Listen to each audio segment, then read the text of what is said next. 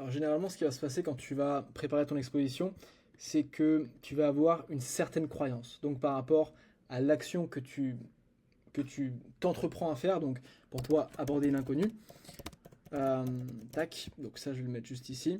Par rapport à cette exposition-là, tu vas avoir certaines croyances. Et en fait, le but de la préparation mentale, ça va être d'extraire un peu la croyance que tu as vis-à-vis de cette situation.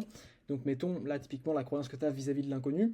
Tu vas t'imaginer un peu les scénarios négatifs où tu vas te dire j'ai peur qu'elle me prenne pour un mec bizarre et qu'elle dise à toutes ses copines ou qu'elle dise en rentrant chez elle putain, j'ai vu un mec trop chelou.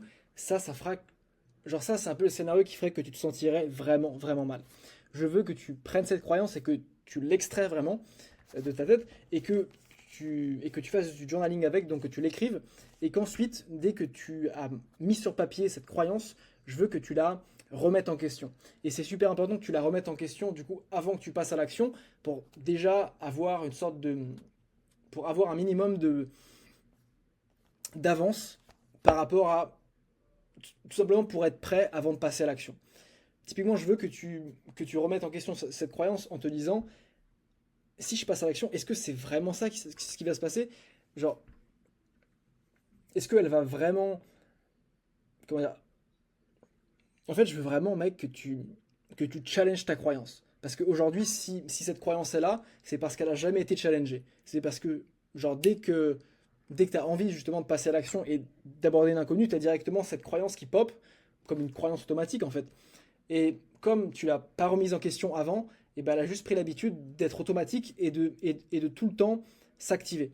Et en fait, le but, ça va vraiment être de te demander, mais est-ce que j'ai raison de croire ce que j'ai raison? Est-ce que ça s'est déjà arrivé? Comment dire, est-ce que ça s'est déjà passé? Est-ce que j'ai des preuves que c'est ça qui va se passer? En fait, vraiment, dans cette étape, c'est demande-toi, est-ce que j'ai des preuves que ça va se passer comme ça? En fait, généralement, bah, tu n'auras pas de preuves. Tu n'auras pas de preuves parce que, bah, généralement, aborder une femme, aborder l'inconnu, c'est pas quelque chose que tu fais. Donc forcément, t'as pas vraiment. Tu t'es jamais fait rejeter et t'as quand même peur de te faire rejeter. Donc déjà, il y a un bug dans la matrice. Et donc en fait, euh, si tu veux, le but, ça va être de commencer à rationaliser ta peur. Et ça, faut le faire avant l'exposition, parce que durant l'exposition, tu seras vraiment dans le feu de l'action, tu seras en train d'agir, donc tu auras un peu, tu seras moins conscient, tu seras plus stressé, du coup, forcément, et tout simplement, tu auras plus de mal à rationaliser le truc. Or, si tu te prépares, du coup, et que tu commences à vraiment rationaliser ta croyance, tu pourras t'accrocher à cette rationalisation quand tu seras dans le feu de l'action. Je sais pas si ça fait sens. Donc, une fois que tu te seras bien préparé, donc une fois que tu auras bien remis en question ta croyance, et ça vraiment, il faut vraiment le faire parce que trop de gens juste passent à l'action et ne se préparent pas forcément. Or, c'est justement quand tu passes à l'action que ça va te permettre d'avoir de nouvelles croyances. Et c'est vraiment tes croyances, c'est ce que tu crois qui va soit te motiver, soit te limiter. Hein. Croyance motivante, croyance limitante. Durant l'exposition, euh, toi tu me disais en plus Nicolas que tu voulais commencer avec des phrases d'accroche. Alors ça c'est top, mais que pour le début. Pourquoi? Parce que les phrases d'accroche, c'est ce qui s'appelle des évitements. Et concrètement, les évitements, ça fait que tu ne te confrontes pas réellement à la vraie peur. Et comme je t'ai dit tout à l'heure, c'est que c'est uniquement en te confrontant à la peur de te faire rejeter et à la peur d'aller aborder l'inconnu et qu'elle te trouve justement bizarre que tu pourras te libérer de cette peur. Donc tant que tu auras un petit bouclier comme ça et que tu diras non, non, mais je me protège, bah, tu pourras jamais vraiment te libérer de cette peur parce que tu auras toujours des micro-évitements. Donc ça peut être une phrase d'accroche, ça peut être ne pas regarder dans les yeux, ça peut être toujours te raccrocher sur des mots béquilles, justement pour éviter de te confronter à la vraie peur.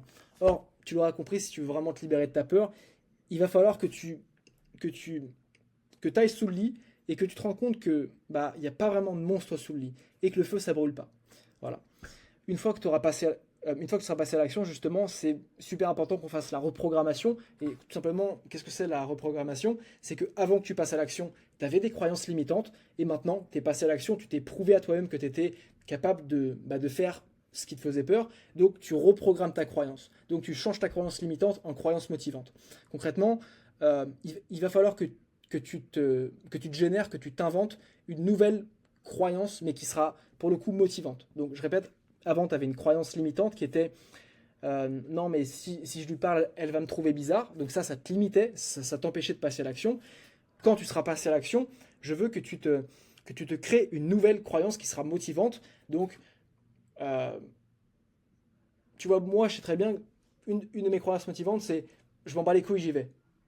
Et vraiment, genre, intérieurement, dans ma tête, je me dis, genre, chaque fois que j'ai peur, je me dis, je m'en bats les couilles, j'y vais. Et en fait, ça, c'est une croyance motivante qui fait que même quand j'ai peur, même quand, je sais pas, même quand c'est un groupe de femmes ou quand c'est une femme que je trouve vraiment jolie, je me dis, je m'en bats les couilles, j'y vais. J'ai peur, je m'en bats les couilles, j'y vais. Et en fait, c'est comme ce qu'on disait aussi avec les lois comment dire, avec la méthode des 5 secondes, où en fait, tu vas court-circuiter ton habitude d'overthinking et tu vas pas laisser le temps à ton cerveau de trop réfléchir. Donc 5, 4, 3, 2, 1, et du coup, tu laisses pas le temps à ton cerveau d'activer la machine à excuses. Directement, tu passes à l'action. Ciao, mec.